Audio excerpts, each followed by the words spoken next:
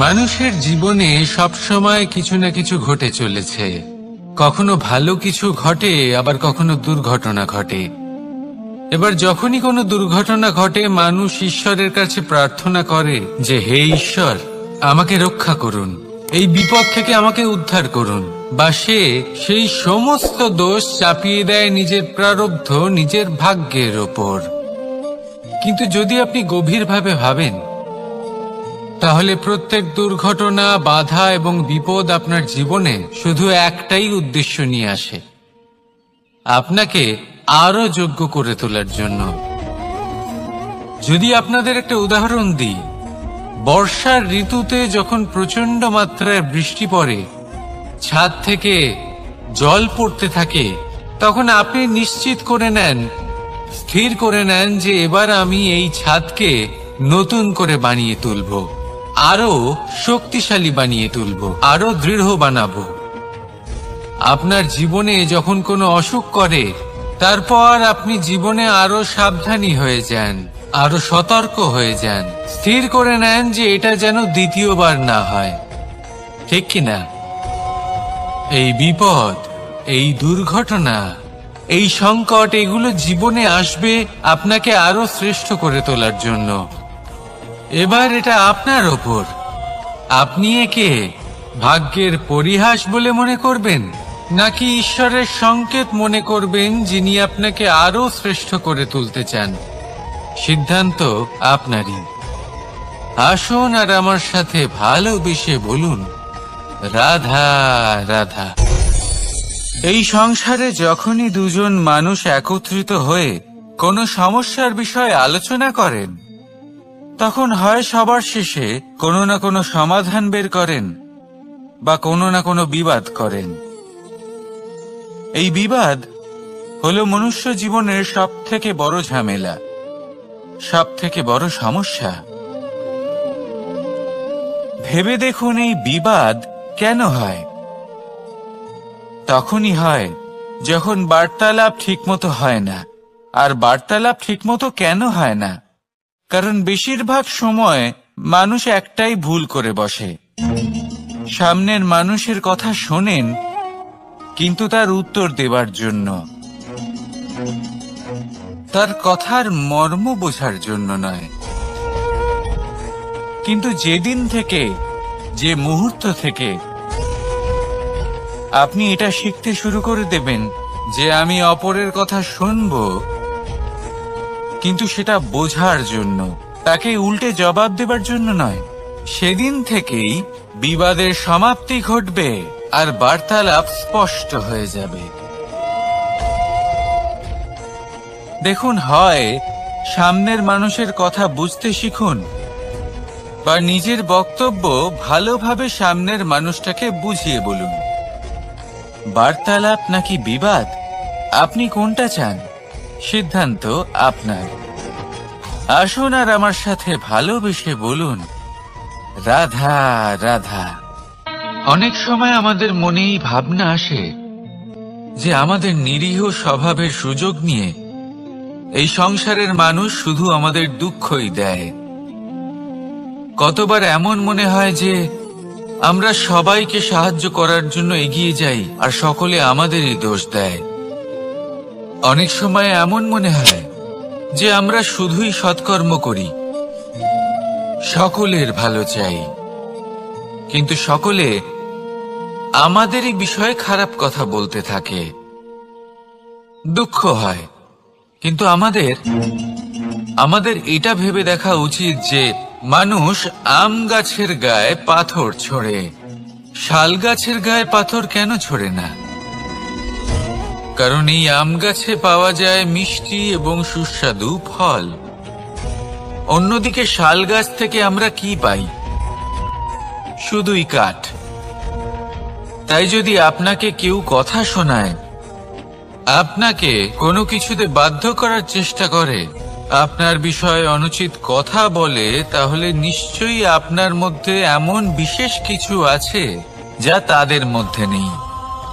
নিজের মধ্যে আত্মবিশ্বাস বাড়িয়ে তুলুন, ধন্যাত্মক ভাব আনুন, সৎকর্ম করতে থাকুন, কোনো কটুতা এই মনে প্রবেশ করতে দেবেন না। এই মন সুপ্রসন্ন হয়ে বলবে, রাধা রাধা। এ হলো এক আম গাছ, আর খুব যত্ন সহকারে আমি এটা বড় করেছি। প্রথমে বীজ বপন করেছি, তারপর সিঞ্চন করেছি, তারপর এর থেকে অঙ্কুর বেরিয়েছে, তারপর দিন প্রতিদিন আমি এতে জল দিয়েছি। আস্তে আস্তে ওর পাতা বেরিয়েছে, তারপর ও একটা গাছের আকার ধারণ করেছে। এইভাবেই যদি প্রতিদিন আমি ওর দেখাশোনা করি, তাহলে নিশ্চিত রূপে এর শিকড় আরো দৃঢ় হবে এবং একটা বিশাল গাছের আকার ধারণ করবে, যার থেকে কিছু ডাল জন্ম নেবে, আর তাতে আমি পাবো কিছু মিষ্টি সুস্বাদু আম ফল। এবার আম তো সকলের প্রিয়, সকলের পছন্দের ফল, সকলে খেতে চান। কিন্তু আম পাওয়ার জন্য আগে আপনাকে সেই গাছের যত্ন নিতে হবে। যদি আপনি গাছ লাগিয়ে তারপর ভুলে যান, তাহলে সেই গাছের কি হবে? তার অস্তিত্বটাই মুছে যাবে, তাই না? আমাদের সম্পর্কগুলো কিছুটা এরকমই হয়। যদি সম্পর্ক জুড়ে আপনি ভুলে যান, তাহলে তার অস্তিত্বই মুছে যাবে। তাই শুধুই সম্পর্ক গড়বেন না, তাকে পালনও করুন। নিশ্চিত রূপে আপনার এই সম্পর্করূপী বৃক্ষের ডালে আনন্দের মিষ্টি সুস্বাদু আম ফল নিশ্চয়ই পাওয়া যাবে। তাহলে প্রত্যেক দিন প্রত্যেক সম্পর্ক পালন করুন, তার থেকে আনন্দ লাভ করুন। এই মন ভালোবেসে বলবে, রাধা রাধা।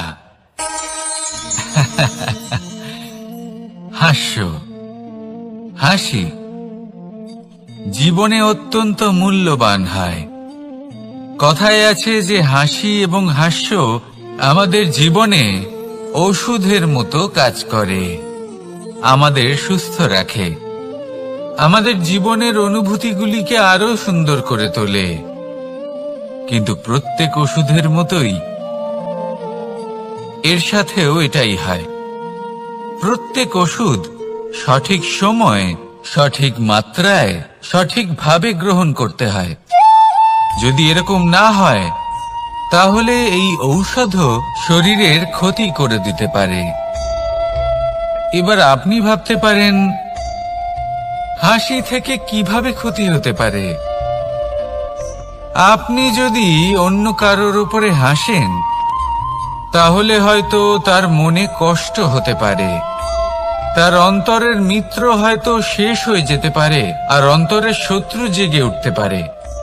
কিন্তু এটাই যদি আমরা সকলকে সাথে এনে সকলের সাথে হাসি, তাহলে হয়তো আমাদের অন্তরের এই হৃদয়ের ভেতরে লুকিয়ে থাকা যে শত্রু, তা শেষ হয়ে যেতে পারে, আর অন্তরের বন্ধুসত্তা প্রকাশিত হতে পারে। ঠিক কি না? এবার আপনাকে উদাহরণ দিই। যখন দ্রৌপদী দুর্যোধনকে নিয়ে হেসেছিল, তখন তা মহাভারতের সৃষ্টির কারণ হয়েছিল। কিন্তু সেইখানেই যখন পার্থ আর মাধব একসাথে বসে মৃদুমন্দ হাসতেন, তখন ধর্ম স্থাপন করা হয়েছিল। তা আপনি কি চান? কাউকে নিয়ে হেসে তাকে আঘাত করতে চান, নাকি সকলকে একসাথে এনে তাদের হাসিয়ে তুলে ধনাত্মক প্রভাব ফেলতে চান? সিদ্ধান্ত আপনার। আসুন আর আমার সাথে ভালোবেসে বলুন, রাধা রাধা। সিংহ। কথায় আছে সিংহ হলো বনের রাজা। কিন্তু যখন সিংহের তথা বনের রাজার খিদে পায়, তখন তাকেও বাইরে এসে কর্ম করতে হয়। কোন হরিণ নিজে সিংহের সামনে এসে এটা বলে না যে, আরে আপনি হলেন বনের রাজা, আপনি আমাকে ভোজন রূপে গ্রহণ করুন, আমি নিজের প্রাণদান করতে প্রস্তুত রয়েছি। এমন তো কখনোই হয় না। সিংহকে গুহা থেকে বাইরে বেরোতেই হয়, বনে ঘুরে বেড়াতে হয়, ধৈর্য ধরতে হয়, বিভিন্ন ধরনের পরিশ্রম করার পরেই তার ক্ষুধা নিবারণ হয়। হরিণ নিজে থেকে তার কাছে চলে আসে না। সেইভাবেই জীবনে কি সাফল্য আমাদের কাছে নিজে থেকে হেঁটে আসে? কখনোই আসে না। ততক্ষণ আসে না যতক্ষণ না আমরা পরিশ্রমের পথে চলা শুরু করছি। পরিশ্রম করতে থাকুন, এই পরিশ্রমের পথে অগ্রসর হতে থাকুন। যতক্ষণ আপনি পরিশ্রমের পথ ধরে এগোতে থাকবেন, সাফল্য আপনার কাছে আপনা আপনিই চলে আসবে। তাহলে জীবনে নিরন্তর প্রয়াস করুন, পরিশ্রম করতে থাকুন, সাফল্য লাভ করুন, আর আমার সাথে ভালোবেসে বলুন, রাধা রাধা। জীবনে ক্ষমা চাওয়া তাও কিছুটা সহজ, ক্ষমা করতে পারা অত্যন্ত কঠিন। ক্ষমা 2 অক্ষরের এই শব্দ হতে পারে, কিন্তু অত্যন্ত বড় এই শব্দ, অত্যন্ত গুরুত্বপূর্ণ এই শব্দ। কখনো কখনো অন্য কাউকে ক্ষমা করে দেওয়া তাও কিছুটা সহজ কাজ, কিন্তু নিজেকে ক্ষমা করতে পারা অত্যন্ত কঠিন হয়ে দাঁড়ায়। অতীতে যদি আমাদের এমন কোনো ভুল হয় যে কারণে আমরা নিজেকে ক্ষমা করতে পারি না, অনেক সময় এমন কিছু ভুল করে বসি যে বিষয় শুধু আমরাই জানি, কিন্তু আমরা নিজেকে ক্ষমাই করতে পারি না, আর আমাদের বিকাশ সেখানে স্তব্ধ হয়ে যায়। কারণ যদি আপনি ক্ষমা করতে না শেখেন, নিজেকে ক্ষমা যদি না করতে পারেন, তাহলে তা আপনার জীবনের সবথেকে বড় বাধা হয়ে দাঁড়াবে। সেই জন্য জীবনে অবশ্যই শিখুন যে কিভাবে নিজেকে ক্ষমা করতে হয়, আর শিখুন যে আগের করা ভুল আবার কি করে না করা যেতে পারে। এই মন হালকা হবে আর প্রসন্ন হয়ে বলবে, রাধা রাধা। আপনি কখনো কোনো সরোবরের দিকে তাকান, যার জল হলো শান্ত, স্থির। আপনি স্পষ্ট দেখতে পাবেন সেই সরোবরের তলদেশে কি রয়েছে। তাতে সাঁতরে বেড়াচ্ছে সুন্দর মাছ, চকচকে কিছু পাথর, স্বর্ণরূপী বালি, সবই আপনি দেখতে পাবেন। কিন্তু যখনই আপনি একটা ছোট্ট পাথর তুলে সেই জলে ছুঁড়ে ফেলবেন, তখন সেই জল বিচলিত হবে, আর সেই স্পষ্টতা ন্যূনতম হয়ে যাবে। তারপর কিছুই স্পষ্টভাবে দেখা যাবে না। এই ঘটনা মানুষের সাথেও ঘটে। মানুষ যদি বিচলিত হয়ে পড়ে, তখন সে বুঝতে পারে না যে বর্তমানে কি হয়ে চলেছে আর ভবিষ্যতে কি করা উচিত। কিন্তু সেই মানুষ যদি শান্ত থাকেন, স্থির থাকেন, ধন্যাত্মক থাকেন, তাহলে নিশ্চিত রূপেই বুঝতে পারবেন যে বর্তমানে কি করতে হবে আর ভবিষ্যতে কি করতে হবে। তাই নিজের মধ্যে সেই স্থিরতা আনুন, সেই ধৈর্য ধরুন, নিজেকে শান্ত রাখুন, আর সবার মধ্যে ভালোবাসা ছড়িয়ে দিন। এই মন প্রসন্ন হয়ে বলবে, রাধা রাধা। সম্পর্ক এ হলো এক বন্ধন যা আমাদের এক সূত্রে বেঁধে রাখে। কিন্তু এমন কিছু ব্যক্তি থাকেন যারা এই সম্পর্কের বিষয়ে নিজস্ব একটা ধারণা করে ফেলেন, যে সম্পর্ক এরকম হওয়া উচিত, সম্পর্ক সেরকম হওয়া উচিত।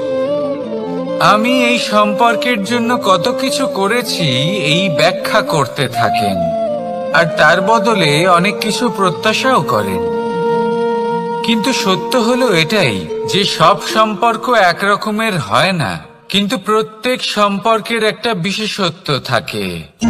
যেমন চোখ আর নাকের এই সম্পর্ককেই দেখুন।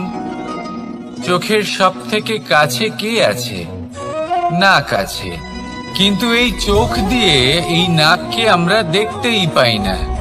তবে কি ধরে নেব এই সম্পর্কের কোনো মূল্য নেই? এমনও নয়।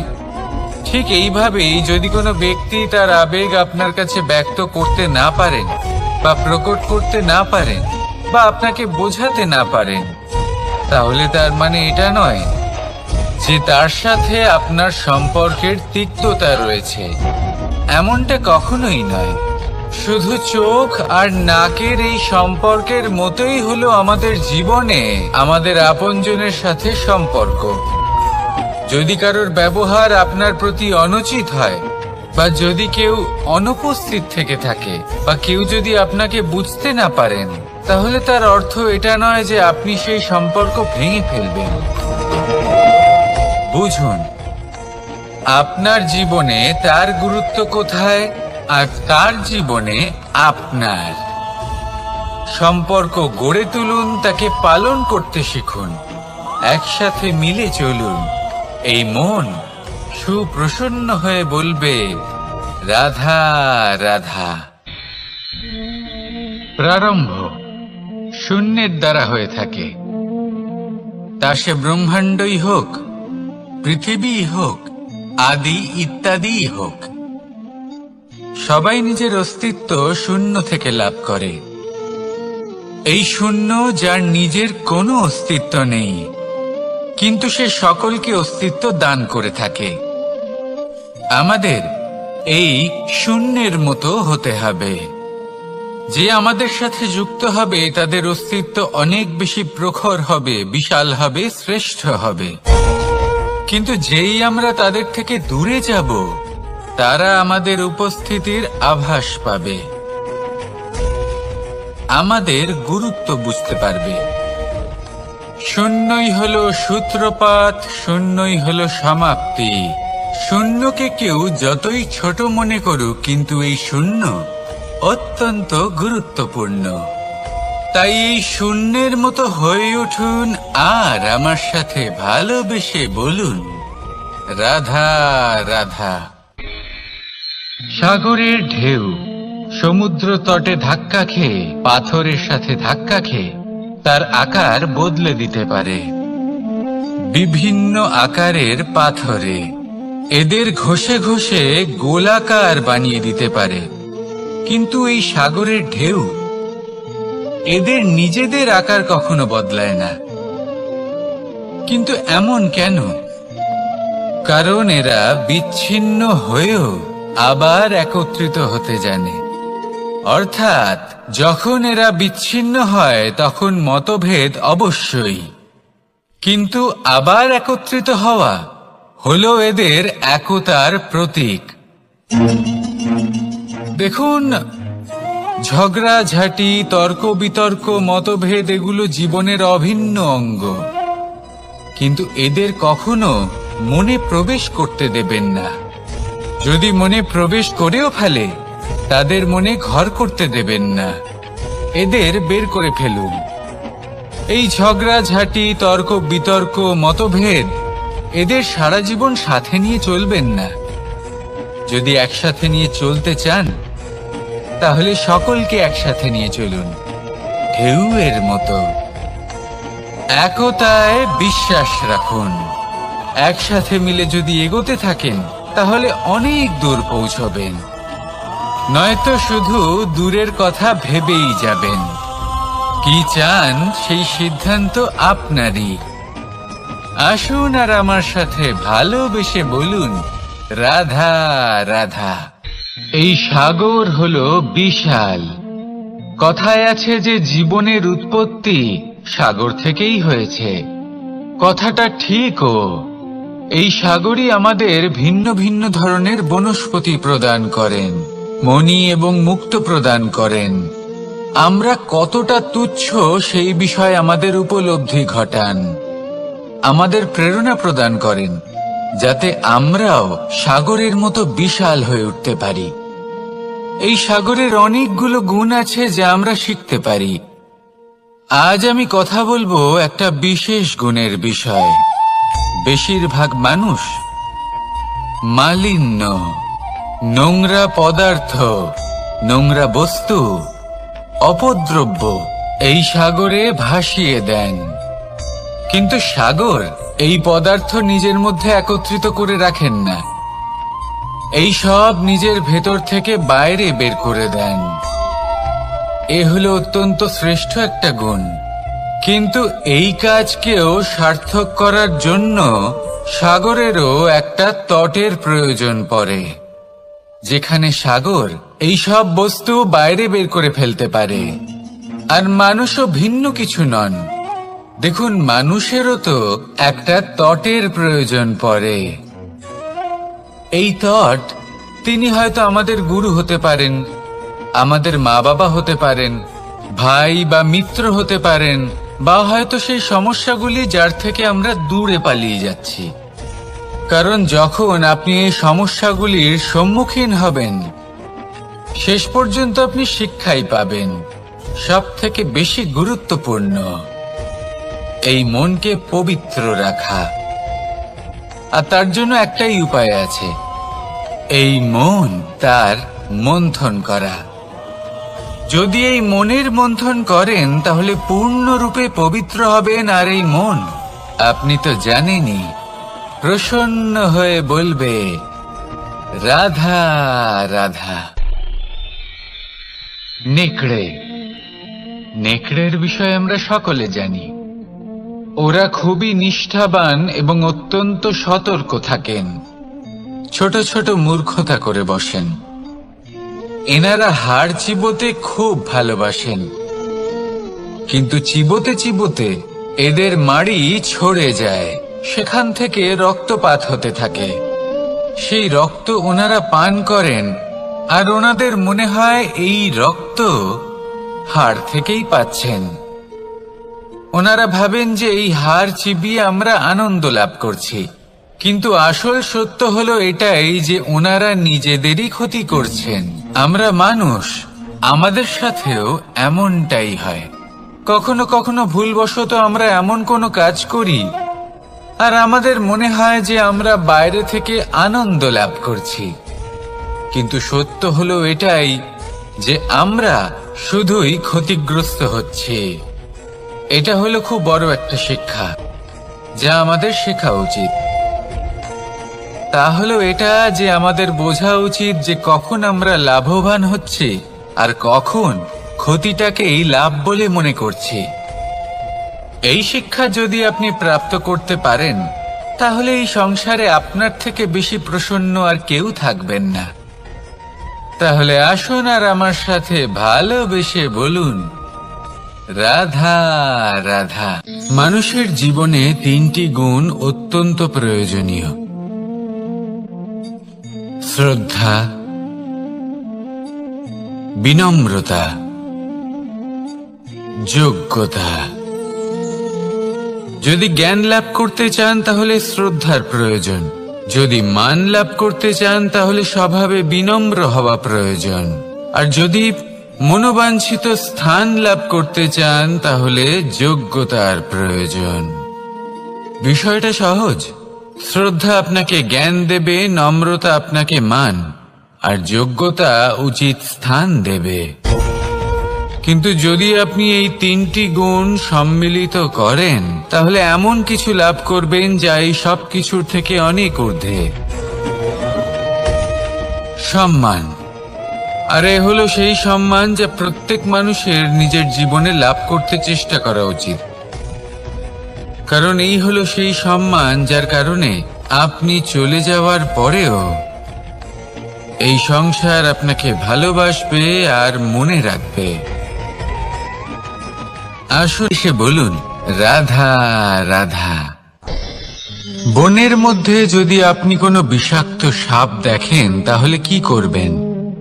আপনি তখনই তার থেকে দূরে পালাতে চেষ্টা করবেন। আর এটা কেন করবেন? নিজের রক্ষার্থে। এই কথা আমি নয় মেনে নিলাম, কিন্তু নিজের জীবনে এটা করেন না কেন? আপনি যেখানেই যান, যে স্থানেই যান না কেন, প্রত্যেক সময় প্রত্যেক মুহূর্তে এমন বিষাক্ত সাপ আপনি অবশ্যই খুঁজে পাবেন। আর সেই সাপ নয় যাদের আপনি বনে খুঁজে পাবেন, এরা হলো সেই সাপ যা আপনাকে পাপ করতে বাধ্য করবে। আপনার অন্তরের বাসনা, ক্রোধ, অহংকার লোভ, ঈর্ষা এদের বৃদ্ধি ঘটাবে। দেখুন, বনের এই সাপ আপনাকে একবার ছেড়ে দিতেও পারে, ছোবল নাও মারতে পারে, কিন্তু এই যে পাপরূপী সাপ আছে তা অবশ্যই ছোবল মারবে। কর্ম যদি করেন তাহলে অবশ্যই ফল পাবেন। সেই জন্য যখনই কোথাও যাবেন, যদি এমন কাউকে দেখেন, যদি এমন কিছু দেখেন যে আপনাকে পাপ করতে বাধ্য করছে, তাহলে সেই মুহূর্তে সেখান থেকে পালিয়ে যান। যেমন বনের সাপ দেখে আপনি পালাতে থাকেন। সৎকর্মের রক্ষা অত্যন্ত আবশ্যক। আসুন আর আমার সাথে ভালোবেসে বলুন, রাধা রাধা। যদি কোনো সিংহ বানরের মতো গাছে চড়তে চেষ্টা করে তাহলে কি হবে? একটা মাছ যদি মাটিতে হাঁটতে চেষ্টা করে তাহলে কি হবে? তারা বিফলই হবে। কিন্তু এরকম কেন হয়? তার কারণ হলো প্রকৃতির রচনা কিছুটা এরকম। এখানে প্রত্যেকটি ব্যক্তিকে, প্রত্যেকটি প্রাণীকে আলাদা আলাদা গুণের অধিকারী করা হয়েছে এবং সকলকে একটা সীমাও প্রদান করা হয়েছে। এবার এই যে বৃক্ষ, পশু, পাখি, এদের মধ্যে সেই ক্ষমতাই নেই যে এরা নিজেদের যাচাই করতে পারবে, নিজেদের সীমাগুলো বুঝতে পারবে, নিজেদের সদ্গুণগুলো চিনতে পারবে। এরা সেটা করতে পারবে না। কিন্তু মানুষ তো আলাদা।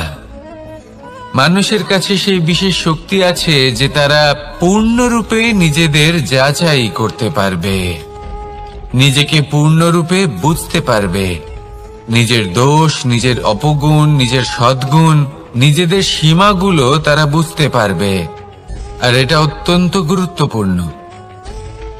কথায় আছে যে যদি সাফল্য লাভ করতে হয় তাহলে নিজেকে যাচাই করে নিতে হবে। তাই নিজেকে যাচাই করুন, নিজের সাথে পরিচিত হয়ে যান এবং জীবনে কর্ম করতে থাকুন। সাফল্যের শিখরে অবশ্যই পৌঁছে যাবেন। আর ওখানে যদি যান তাহলে এই মন প্রসন্ন হয়ে অবশ্যই বলবে, রাধা রাধা। অন্ধকারাচ্ছন্ন রাত্রি যদি এসে থাকে তাহলে আলোকিত প্রকাশ নিয়ে সূর্যও অবশ্যই আসে। রোগ যদি এসে থাকে তাহলে তার ওষুধও অবশ্যই আসে। সমস্যা যদি আসে তাহলে সেই সমস্যার সমাধানও নিজে থেকেই আমাদের কাছে চলেই আসে। এই সংসার, এই জীবনের শুধুমাত্র একটাই নিয়ম আছে, আর তা হলো এটাই, এই সংসার হলো একটা চক্রের মতো। এতে শাশ্বত বলে কিছু নেই, নিত্য বলে কিছু নেই। আর যা কিছুই রয়েছে সব বদলাতে চলেছে। যদি আপনার জীবনে দুঃখ থাকে, সমস্যা থাকে, যদি আপনি বিপদ দ্বারা আচ্ছন্ন, তাহলে মনে রাখবেন সবকিছু বদলে যেতে চলেছে। দুঃখের সময় কাঁদবেন না, মনকে আরো দুঃখী করে তুলবেন না, কারণ এখানে যা কিছুই এসেছে তা যাওয়ার জন্যই এসেছে। তাহলে এত চিন্তা কিসের? আনন্দ সহকারে জীবন যাপন করুন আর আমার সাথে ভালোবেসে বলুন, রাধা রাধা। রাত্রিবেলায় যখন আলোকিত জোনাকিদের দেখেন তখন মন প্রসন্ন হয়ে ওঠে। এদের দেখতে খুবই সুন্দর লাগে। আর এমন ঠিক কেন হয়? প্রথম হলো এটাই যে রাতের বেলায় চতুর্দিক অন্ধকারাচ্ছন্ন থাকে। এমত অবস্থায় যদি আমরা কোথাও একটু প্রকাশ দেখি তাহলে সেটাই আশার কিরণের ন্যায় মনে হয়। সেই প্রকাশই আমাদের মন প্রসন্ন করে তোলে। আর সেই জন্য যে সকল মানুষ রাতের বেলায় কোনো জোনাকি দেখতে পান তারা প্রসন্ন হয়ে যান। এবার কখনো কখনো জীবনে আমাদের মনে হয় যে চতুর্দিকে শুধুমাত্র অন্ধকারই হয়ে আছে। প্রত্যেকেরই তা কখনো মনে হয়। আর তখনই আমাদের নিরাশ হলে চলবে না, আমাদের দুঃখী হলে চলবে না। সেই সময় আমাদের খুঁজতে হবে নিজেদের আশেপাশে, চতুর্দিকে আর কোথাও না কোথাও আমরা প্রকাশ অবশ্যই দেখতে পাব। আশার একটা কিরণ অবশ্যই দেখতে পাবো। কেউ এমন একটা কর্ম করেন যেটা দেখে আমরা প্রেরিত হয়ে যাই, আর এমন কোনো কর্ম যদি আপনারা করেন তাহলে সেই কর্ম আপনার মনকে প্রসন্ন ভাব, আনন্দ এবং ভালোবাসা দ্বারা ভরিয়ে তুলবে। আপনার অন্তরে সেই অন্ধকারের অন্ত করবে, দুঃখেরও অন্ত করবে। আর এই মন প্রসন্ন ভাব নিয়ে বলবে, রাধা রাধা। মনুষ্য জীবনের সবথেকে বেশি গুরুত্বপূর্ণ বিষয় হল মনের একাগ্রতা। এই সংসারের যে কটি মহান কার্য সম্পাদন হয়েছে তা হল মনের এই একাগ্রতার একমাত্র ফল। আপনি অবশ্যই দেখে থাকবেন, অনেক ছোট বড় নদী যা বয়ে চলে তাদের সামনে একটা বাঁধ নির্মাণ করা হয় সেই সব নদীর জল সঞ্চয় করতে। বাঁধ হয়ে গেলে প্রয়োজন মতো বা মনের ইচ্ছে মতো তাকে ব্যবহার করা সম্ভব। এবার এটাই আমাদের মনের সাথেও সম্ভব। আমাদের মনের একাগ্রতা আজকের দিনে দাঁড়িয়ে বিভিন্ন ধরনের বিকার, ক্রীড়া এবং ভোগের মধ্যে ভাগ হয়ে গেছে। একে একত্রিত করতে হবে, একটা বাঁধ নির্মাণ করতে হবে, কর্মের বাঁধ। আপনাকে শুধু এটাই করতে হবে, যেটা উচিত কর্ম সেটাই করুন, যেটা অনুচিত কর্ম সেটা করা থেকে নিজেকে বিরত রাখুন। ব্যাস, এই কাজটাই আপনি করতে থাকুন, মনের মধ্যে একাগ্রতার বাঁধ নির্মাণ করুন। আর একবার যদি তা নির্মাণ হয়ে যায় তাহলে যখন চাইবেন, যেখানে চাইবেন, যতটা চাইবেন একাগ্রতা প্রয়োগ করতে পারবেন। আর একবার যদি আপনি এটা শিখে যান তাহলে এই সংসারকে বদলে ফেলার মতো কাজ আপনি করতে পারবেন, সমাজকে শোধরাবার মতো কাজ করতে পারবেন। তাহলে এই মনকে একাগ্র করুন আর আমার সাথে ভালোবেসে বলুন, রাধা রাধা।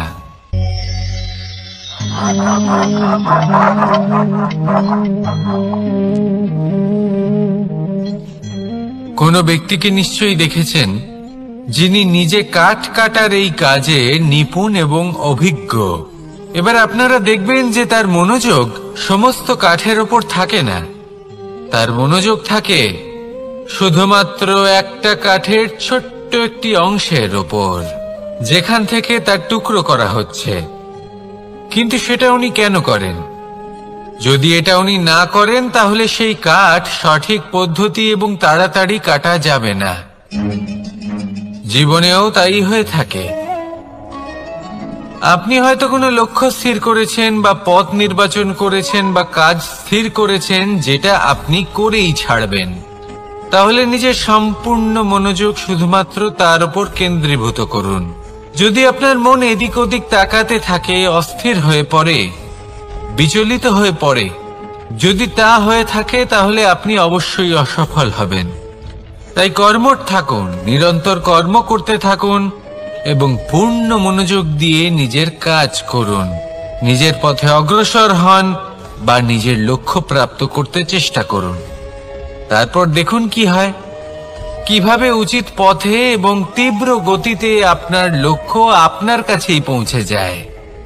আর আপনার এই মন প্রসন্ন হয়ে বলে, রাধা রাধা। কখনো কোনো নদীকে দেখেছেন? একই আকার, একই স্থান, শুধু প্রবাহিত হতে থাকে। এর মধ্যে কখনো কোনো অপদ্রব্য ফেলে দেখুন, দেখবেন সেটা বেশিক্ষণ সেখানে থাকে না। সেটা নদীর সাথে বইতে থাকে আর বয়ে যেতে যেতে সাগরে সমাহিত হয়ে যায়, আর শেষ পর্যন্ত সাগর সেটাকে তটে ফেলে দেয়। কিছুটা এমন হওয়া উচিত আমাদের বিচারধারাও। এক স্থানে তা স্থগিত হওয়া উচিত নয়। আজ আমরা দুই ধরনের ব্যক্তির বিষয়ে কথা বলবো। প্রথম জন হলেন যে প্রয়োজনের থেকে অনেক বেশি পরিমাণ ধন উপার্জন করে থাকেন। তার কাছে ততটা ধন থাকে যতটা তার প্রয়োজনও নেই, তারপরেও আরো ধন উপার্জন করতে চেষ্টা করতে থাকেন। সকল সম্ভব চেষ্টা করেন, সকল সম্ভব কর্ম করেন, তা সে উচিত কর্ম হোক বা অনুচিত। তাতে তাদের কিছুই যায় আসে না। তারা শুধুই এই সংসারের সকল সুখ ভোগ করতে চান, সকল স্বাচ্ছন্দ্য লাভ করতে চান। আজীবন তারা প্রচেষ্টাই করতে থাকেন। এবার এই করতে গিয়ে তারা ভারাক্রান্ত হয়ে সমস্যার সম্মুখীন হন। এনাদের সমগ্র জীবন এই চেষ্টাতেই চলে যায়, জীবন যাপন করার বদলে। অন্যদিকে আরেকজন ব্যক্তি, যিনি জানেন তার প্রয়োজন কতটুকু, আর শুধুমাত্র সেই পরিমাণ ধন অর্জন করেন, তার থেকে বেশি একটুও নয়। উনি যদি দুবেলা খেতে পান, মাথা গোজার ঠাঁই পেয়ে যান, সেটাই পর্যাপ্ত। তাতেই তিনি আনন্দে জীবন যাপন করেন, না কোনো বৃথা চিন্তা করেন, না কোনো বৃথা কষ্ট করেন। এবার আমি আপনাদের জিজ্ঞেস করব, এই দুই ব্যক্তির মধ্যে আপনি কোন ব্যক্তি হতে চাইবেন? বেশিরভাগ মানুষ এটাই বলবেন যে আমরা সেই দ্বিতীয় মানুষ হতে চাই যারা সন্তুষ্ট। কিন্তু যদি মন দিয়ে দেখেন, আপনিও সেই কর্মই করছেন যা প্রথম ব্যক্তি করেন। আপনারা সবসময় চেষ্টা করে চলেছেন, এটাও লাভ করতে হবে, ওটাও লাভ করতে হবে, আমার এটারও প্রয়োজন, ওটারও প্রয়োজন। আপনি অনেক কিছু লাভ করেছেন, কিন্তু প্রশ্ন এটাই যে আপনার কি সেই সবকিছুর প্রয়োজন রয়েছে? এর উত্তর আপনার অন্তর মনে রয়েছে। আপনার মন জানে যে আপনার প্রয়োজন কতটুকু। সেখানে গিয়ে দেখুন। সন্তুষ্টি মানুষকে আনন্দ দেয়। মানুষ যতটা সন্তুষ্ট হবে, ততটাই সে আনন্দ লাভ করবে। এবার আপনাকে এই সিদ্ধান্ত নিতে হবে যে আপনি কখন আর কোথায় সন্তুষ্টি লাভ করবেন, কত কিছু লাভ করার পরে সন্তুষ্ট হবেন। এই উত্তর আপনি মন থেকে পাবেন। এই সমাজের চাহিদায় জড়িয়ে নিজেকে বিভ্রান্ত করবেন না। নিজের অন্তরের এই মিথ্যে অহংবোধকে প্রশ্রয় দিতে গিয়ে যদি আপনি এরকম প্রয়াস করতে থাকেন, তাহলে জীবনযাপন কখন করবেন? থেমে যান, শান্ত হয়ে যান, নিজের অন্তর মনে নিমজ্জিত হয়ে দেখুন যে সন্তুষ্টি কোথায়। এই সন্তুষ্টি লাভ করুন। এই মন প্রসন্ন হয়ে বলবে, রাধা রাধা। ক্ষমা একটা অত্যন্ত সুন্দর শব্দ, আমার খুব প্রিয় শব্দ। কিন্তু এই ক্ষমা কখন আর কিভাবে প্রয়োগ করতে হবে সেটা বোঝা প্রয়োজনীয়। এক, যদি আপনি কোনো অন্যায় করেন আর ক্ষমা না চান, ক্ষমা প্রার্থনা না করেন, ক্ষমা চাওয়া থেকে এড়িয়ে যান, তাহলে তাতে আপনারই ক্ষতি হবে। কিভাবে? ক্ষমা না চাইলে মনের মধ্যে অহংকার জাগ্রত হয়, আর অহংকার তো প্রকৃত অর্থে আমাদের ক্ষতিই করে। দুই, কেউ যদি অপরাধ করেন, আপনার থেকে ক্ষমা না চান, তাহলে তাকে ক্ষমা করবেন না। ক্ষমা হলো অত্যন্ত অমূল্য, আর না চাইতেই কাউকে ক্ষমা দান করা এটা উচিত নয়। তিন, যদি কেউ আপনার সাথে অনুচিত কিছু করেন, অপরাধ করেন, আর আপনার থেকে ক্ষমা চান, তাহলে তাকে ক্ষমা করে দিন। তাতে আপনার অন্তরের করুণাবোধ জাগ্রত হবে, প্রেম জাগ্রত হবে, আর তা আপনার জন্য শুভ হবে। চার, যদি আপনি নিজে কোনো অপরাধ করেন, তাহলে অবশ্যই ক্ষমা চাইবেন। তাতে আপনারই লাভ হবে। কিভাবে? সামনের ব্যক্তি আপনাকে ক্ষমা করুক বা না করুক, আপনার অন্তরের অহংকার ক্ষীণ হবে, আর এই মন আরো নির্মল হয়ে উঠবে। এই ক্ষমা অত্যন্ত অমূল্য। ভেবেচিন্তে একে ব্যবহার করুন, আর আমার সাথে ভালোবেসে বলুন,